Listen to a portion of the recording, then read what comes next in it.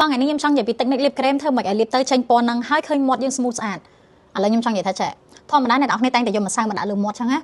Đầm mẹ tranh pon lip pon tranh pon năng hai nè đã hô hai tay với tay chỉ cọ trẻ. Chẳng cắt tha lip tới ạt mền. Come on thời ta min lip bấm đại khá hai còn ai mà sai chọn chẳng. Chút tranh mặc đặt make up remover.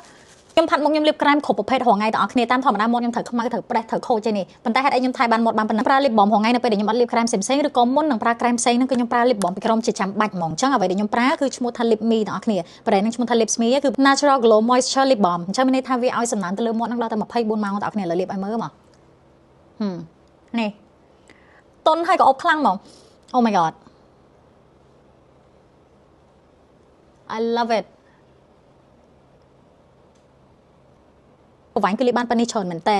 ជាមួយនឹងការថែមាត់តែវាដូចមុខយើងចឹងវាត្រូវការការផ្ដោតសំណើមត្រូវការការពារមុនពេលដែលយើងដាក់ make up ដាក់ម្សៅស្អិតចឹងមាត់ដូចគ្នាបើអ្នកទាំងនេះចង់ឲ្យមាត់អ្នកគ្នាមានសុខភាពល្អបានយូរលីបក្រែមពណ៌អីចេញប៉ុណ្ណឹងទោះបីលីបច្រើនប៉ុណ្ណាក៏អត់ខ្មៅមាត់ត្រូវតែមានលីបបំមួយតាមខ្លួនជាប់ជានិច្ចហ្មងហើយឧទាហរណ៍ថាបើសិនជាអ្នកមានកម្មវិធីទេនៅផ្ទះត្រូវតែលីបបំជាប់រាល់ថ្ងៃដើម្បីឲ្យវាមានពេលចិញ្ចឹមមាត់យើងឲ្យបានស្អាតដល់ពេលយើងត្រូវការទៅណា make up អីគឺមាត់យើង ready to go ហ្មងអ្វីដែលពិសេសសម្រាប់ Lip Me Lip Balm នេះមួយទៀតគឺយើងផ្សំឡើងពី Bivac មានន័យថាកមុនទឹកឃ្មុំហ្នឹងអញ្ចឹងទោះបីយើងញ៉ាំអីហើយដោចូលទៅក្នុងពុកក៏អត់ផ្ដល់ផលប៉ះពាល់ដល់សុខភាពយើងដែរអញ្ចឹងវា safe use ខ្លាំងមែនតើតែអញ្ចឹងគឺលាទៅវាជួយតែឲ្យស្រស់ស្អាតដែរវាមានជួយការពារអីអញ្ចឹងអ្នកនរគ្នាត្រូវមានរបស់ការពារមកតង់ពីលើមុនពេលដែលយើងលាបរបស់អញ្ចឹងណាតែខ្ញុំលាបនេះមែនតើហើយខ្ញុំលាបពីលើ Lip Me Lip Balm ហ្នឹងគឺនៅដដែលអ្នកនរគ្នាសមត្ថភាពក្រែមរបស់ខ្ញុំនៅដដែលមានបាត់បង់តណែអញ្ចឹងខ្ញុំ recommend ជាចាំបាច់ហ្មងមុនពេលដែលយើងលាបក្រែមត្រូវតែលាប Lip Me Lip Balm នេះដើម្បីជួយការពារមាត់យើងមកតង់សិនអញ្ចឹងអ្នកនរគ្នាចង់រកទិញ Lip Me Lip Balm អាចតាក់ទងតាមរយៈ page ដែលខ្ញុំដាក់នៅលើនេះបានណាបាយបាយ